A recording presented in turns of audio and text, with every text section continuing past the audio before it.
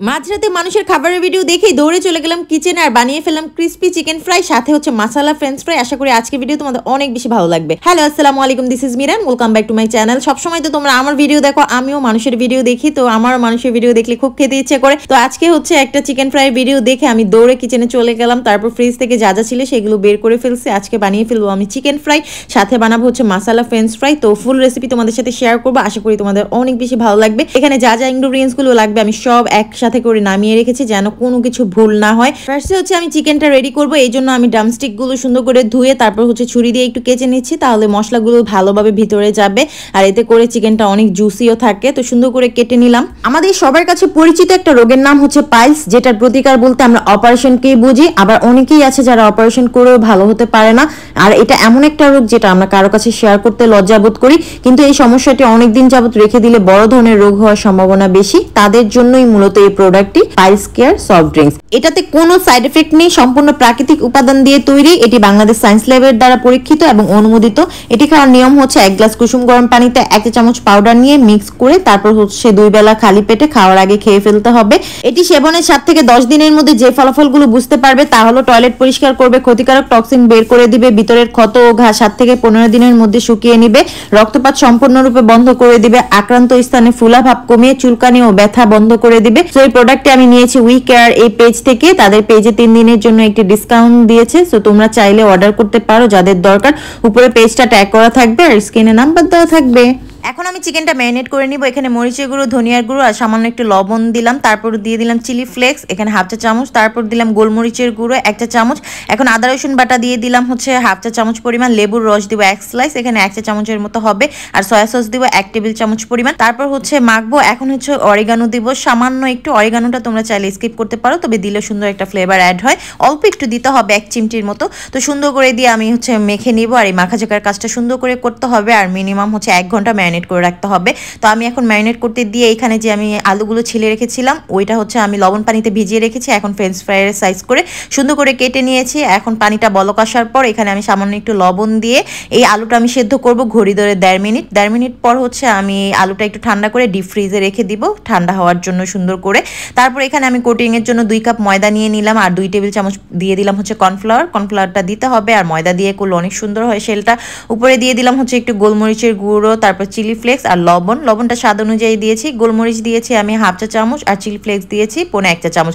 তারপর সুন্দর করে ময়দাটা মেখে নিয়েছি। এখন হচ্ছে কোটিং করার আগে চিকেনটা আমি আবার হচ্ছে হাত দিয়ে একটু মেখে নিব, কারণ নিচের সাইডটা দেখা যায় অনেকক্ষণ ম্যারিনেট করে রাখলে চ্যাপটা হয়ে যায়। তো যাই হোক, এইতে দেখো আমার চিকেনটা সুন্দর করে ম্যারিনেট হয়েছে, আর মশলাগুলো একদম গা মাখা মাখা হয়েছে। এইভাবে চিকেনটা ফ্রাই করলে না অনেক বেশি মজার হয়। আর চিকেনটা এখন সুন্দর করে আমি কোট করে নিচ্ছি। আমি ডাবল কোট করব, তো ফার্স্ট কোটটা আমি একদম চেপে চেপে করতেছি, কারণ তখন কিন্তু ময়দাটা খুব ভালোভাবে লাগে। তো ফার্স্ট কোটটা করার পর ঝেড়ে তারপর হচ্ছে ঠান্ডা পানি নিব। আমি ফ্রিজের ঠান্ডা পানিতে জাস্ট 1 সেকেন্ডের জন্য চুবিয়ে আবার হচ্ছে সেকেন্ড কোটটা করতেছি। তোমরা চাইলে একটা কোট দিয়েও হচ্ছে ভেজে ফেলতে পারো, আমার ডাবল কোটিং করলে অনেক ভালো লাগে। তো যাই হোক, আমি হচ্ছে এখন ডাবল কোটিংটা মানে সেকেন্ড যে কোটটা সেটা করে নিচ্ছি। তো এইভাবে আমি কোটিং করে নেওয়ার পর একটু ঝেড়ে তারপর হচ্ছে একটা পাত্রে রেখে দিব।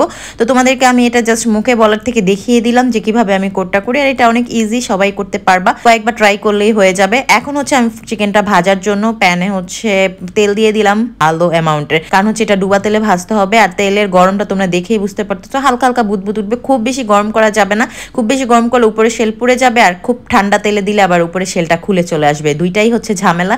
তো তেলের আঁচটা হচ্ছে মানে গরমটা বুঝে শুনে তারপর হচ্ছে দিতে হবে। আর এই চিকেনটা আমি প্রায় 7 থেকে 8 মিনিট ঘড়ি ধরে ভেজেছিলাম।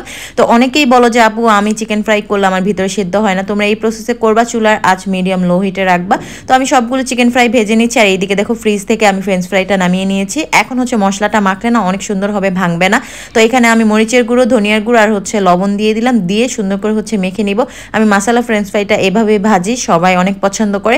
লাস্টে যখন ভাজা হয়ে যায় তখন উপর থেকে আমি একটু চাট মশলা দিয়ে দিই, এটা তোমরা বাসায় ট্রাই করতে পারো। আমার সবগুলো চিকেন ফ্রাই ভাজা হওয়ার পর আমি সেম তেলে এখন হচ্ছে ফ্রেঞ্চ ফ্রাইটা ভেজে নিব। আর দেখো কি সুন্দর গায়ে একদম মশলাগুলো মানে মাখা মাখা হয়েছে, এটার কারণ হচ্ছে ফ্রিজে রাখার কারণে। তো যাই হোক, আমি ফ্রেঞ্চ ফ্রাইটা হচ্ছে ঘড়ি ধরে 6 থেকে 7 মিনিট ভেজেছি। এই তো আমার ফ্রেঞ্চ ফ্রাই রেডি হয়ে গেছে।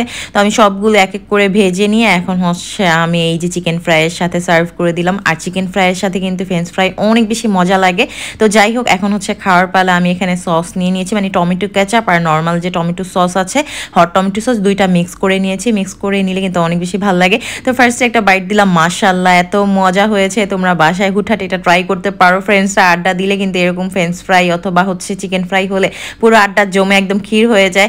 আর খেতে এত মজা হয়েছিল। দেখো আমার চিকেনটা পুরো কুক হয়েছে। তোমরা হচ্ছে একটু খেয়াল করে ভাজলেই হচ্ছে তোমাদের চিকেনটা এরকম মজা হবে। ঘড়ি ধরে 7 থেকে 8 মিনিট ভাজবা, আর হচ্ছে চুলার আঁচটা মিডিয়াম লো হিটে রাখবা, তাহলে সুন্দর করে হচ্ছে চিকেন ফ্রাইটা হবে। এখন একটু ফ্রেঞ্চ ফ্রাই খেয়ে তোমাদেরকে দেখাচ্ছি। ফ্রেঞ্চ ফ্রাইটা অনেক মজা হয়েছে, যেহেতু এটা মশলা french fry. Normal french fry যেটা আমরা দোকান থেকে কিনে খাই ওইটার সাথে এটা হচ্ছে কম্পেয়ার করা যাবে না। হচ্ছে এই ফ্রেঞ্চ ফ্রাইটা একটু চটপটা টাইপের হয়। আর তোমরা কোন ফ্রেন্ডের হাতে এই ফ্রেঞ্চ ফ্রাইটা খেতে চাও তাকে টুপ করে ভিডিওতে মেনশন দিয়ে দাও, তার বুকে জ্বালা ধরিয়ে দাও। তো এই ছিল আমার আজকের ভিডিও, আশা করি তোমাদের ভালো লেগেছে। Thanks for watching, by.